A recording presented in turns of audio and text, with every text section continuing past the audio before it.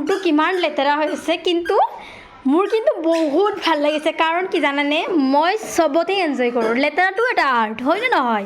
এইখিনি কাপোৰ ধুইছোঁ গোটেই চাফা কাপোৰ এইখিনি চাইতো মোৰ এনজয় লাগিবই ফূৰ্তি লাগিবই আৰু মই এনজয় কৰিমেই কাৰণ মোৰ প্ৰত্যেকটো বস্তুতে মোৰ এনজয় কৰিব মন যায় এয়া চাওক মোৰ আঙলাটো লেতেৰা হৈ আছে কিন্তু এইটো এটা ধুনীয়া লাগি আছে নহয় নে এইটো এটা বেলেগ ভাল লগা কিন্তু মই যেতিয়া এইটো বহুত ধুনীয়া কৰি সজাই ৰাখিম সেইটো এটা বেলেগ ভাল লগা চ' এনেকুৱা ৰুমটো চাওক মই কেনেকুৱা লগা হৈছে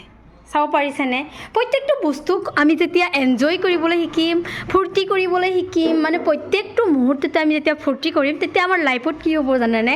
দুখ বোলা বস্তুটো নাথাকিব তেতিয়া আমাৰ লাইফত অনলি কি থাকিব সুখ অনলি সুখ আমি দুখৰ মুখে দেখা নাপাম আৰু এয়া চাওক মই ধুনীয়াকৈ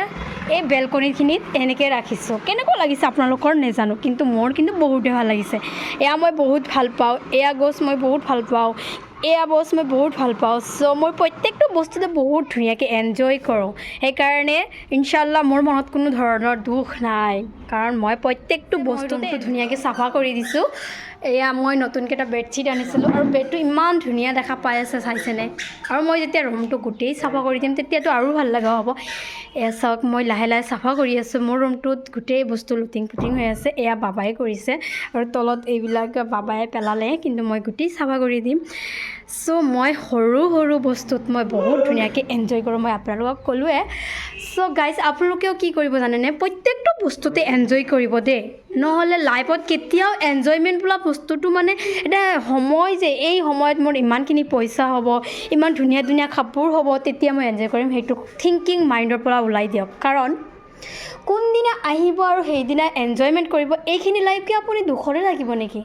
হা মই এটা কথা আপোনালোকক সদায়ে কম প্ৰত্যেক মুহূৰ্ততে কৈ থাকিম আপোনালোকে এনজয় কৰক দেই নিজৰ লাইফটোত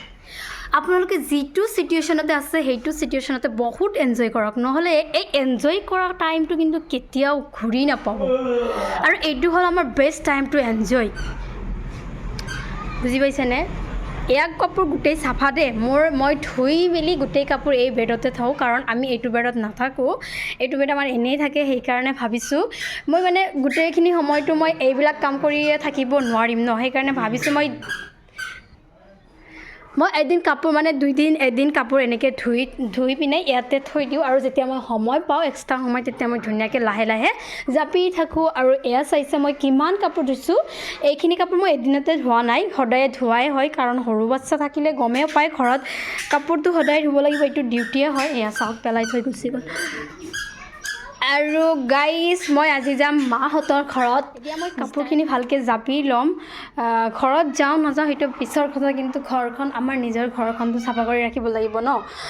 তো মই এতিয়া এইখিনি কাপোৰ ধুনীয়াকৈ জাপি মেলি ৰাখি দিম তাৰপিছত যাম লাঞ্চ বনাবলৈ কিটচেনত যাম কিটচেনটো মোৰ বাৰু চাফাই হৈ আছে ৰাতিপুৱাতে মই চাফা কৰি ল'লোঁ আৰু ইমান কাপোৰ থাকে নহয় সৰু বাচ্ছা কি ক'ম আৰু প্ৰত্যেকটো কাপোৰ ডাবল ট্ৰিপল ভৰপুৰ হৈ যায় কেতিয়াবা কেইদিনমানৰ পৰা ব্লগ বনোৱা হোৱা নাই ভাবিছোঁ আজি ব্লগ বনায়েহে এৰিম যিকোনো টপিকত মই ব্লগ বনামেই মই আৰু সেনেকুৱা টাইম ক'ত নাপাম মই মানে কাম কৰিয়ে গোটেই দিনটো কটাব লাগে যিহেতু সেইখিনিয়ে এটলিষ্ট মানে ফুটেজখিনি ৰাখি দিওঁ তেতিয়াহে আপোনালোকক দেখাব পাৰিম চ'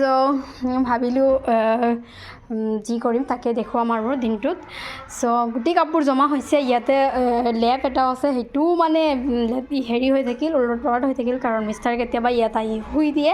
শুই পিনে গোটেই মানে হেৰি কৰি দিয়ে আৰু উল্টা পুল্টা কৰি দিয়ে শুয়ে মানে যেতিয়া বাবা টোপনি যায় তেতিয়াতো এখেতে ইডিট কৰিবলৈ যাতে মানে অকণমান ডিষ্টাৰ্ব পায় কাৰণ সৰু বাচ্ছা থাকিলে গম পায় টোপনিৰ পৰা উঠি গ'লে কিমান অশান্তি আৰু টোপনি মাৰাওঁতে কিমান সময় লাগি যায় চ'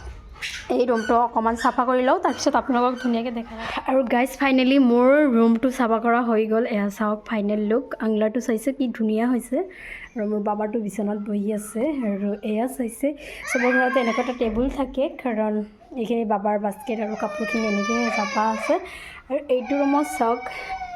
মই বেডশ্বীটটো চেঞ্জ কৰি দিলোঁ প্লাছ আংলাটো ধুনীয়াকৈ এনেকৈ চাফা কৰি দিছোঁ আৰু এইটো ৰুমত বিশেষ একো বস্তু নাই বিশেষ একো বস্তু নাই কাৰণ মই এইটো ৰুমৰ বস্তু অনায়ে হোৱা নাই আনিবহে লাগিব চ' মই জাষ্ট এটা বেড এনেই পেলাই থৈছোঁ আৰু এয়া পাপা এইটো ৰুমটো এনেকুৱা চাফা কৰি দিছোঁ ভালকৈ মানে হেৰি কৰা হোৱাই নাই এইটো ৰুমৰো বস্তু কিছু কিছু বাকী আছে আনিবলৈ। আৰু গাইজ আজি মানে বিশেষ একো ব্লগ নহয় এইটো।